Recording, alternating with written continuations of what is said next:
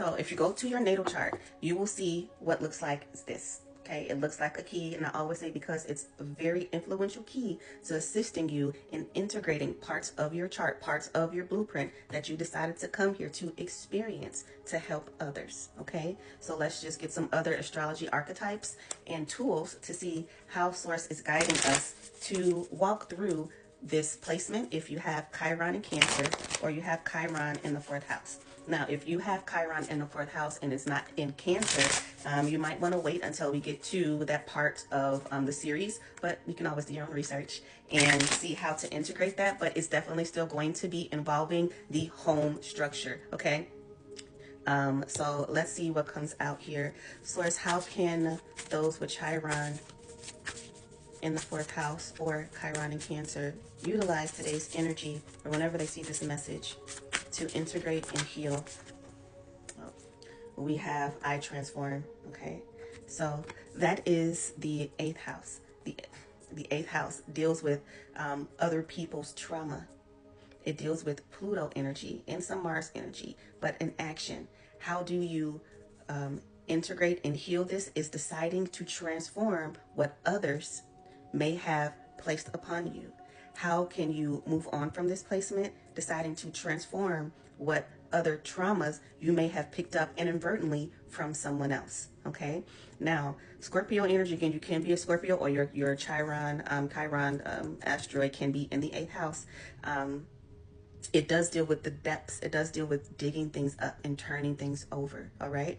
So definitely look into your 8th house and see what is going on in your 8th house. All right. What's going on with the money aspect in that house. Also, any inheritances, things like that. You can find that, again, if it's a situation involving someone that is now on the other side, you may have inherited their trauma, or you may have inherited something that transpired because they may have decided to leave early and there's some unresolved issues or unresolved trauma that is still lingering around and you don't really know what to do with that. Source is saying look into that area and start to unpack everything that's going on so that you can transform and be renewed in that space. 11th house here, I connect. So interesting enough. Scorpio is ruled by Pluto. Pluto is in Aquarius right now. I always love how Source connects what's going on with the collective with the actual current message. So collectively, okay, dealing with healing other people's traumas on a collective scale. We as a collective can be faced with people not really understanding how to deal with the energies that's coming up from Pluto being in Aquarius right now. On a collective scale, there's a lot that is transforming, and how we used to connect with everyone is vastly different. On a personal level, how did you connect with this individual? How did you connect with your mother? How did you connect with your household? How did you connect with those people that you grew up with? Is it time to change? Is it time to move away from them physically and or mentally? Is it time to transform how you're connecting with them? Okay. Aquarius energy is also that Uranus energy, receiving other information. You might start to receive some key information on things that have happened and how to transform from that area, how to integrate it so that you are now empowered with this wisdom. Okay, because ultimately what we want to do with Chiron is to heal it and gain the wisdom to go out in our missions to help others. Okay, 8th house energy still. All right, 11th house, helping others, connecting with others, humanitarianism. Okay, we talked about ways to work through it and healing, going out into the community. Okay, you may be drawn to, like I said earlier, people or those individuals that feel lost. All right, and instead of finding those individuals and maybe taking them on as intimate relationships with Scorpio energy, taking on intimate relationships, okay? Feeling like, oh, this person loves me, and you're immediately intimate with them, and now you're carrying in your physical vessel, come on, Source, all of their trauma that they've offloaded onto you, especially if you have a feminine vessel, okay? So it is vital that we are figuring out how to integrate, how to nurture ourselves, how to take the experiences that we chose to have when we came down here into our earthly vessel, on a soul level. Again, soul blueprint. On a soul level, we chose to have these experiences so that we can transform them to then move outward and continue to help humanity, the community, connect differently, connecting with themselves.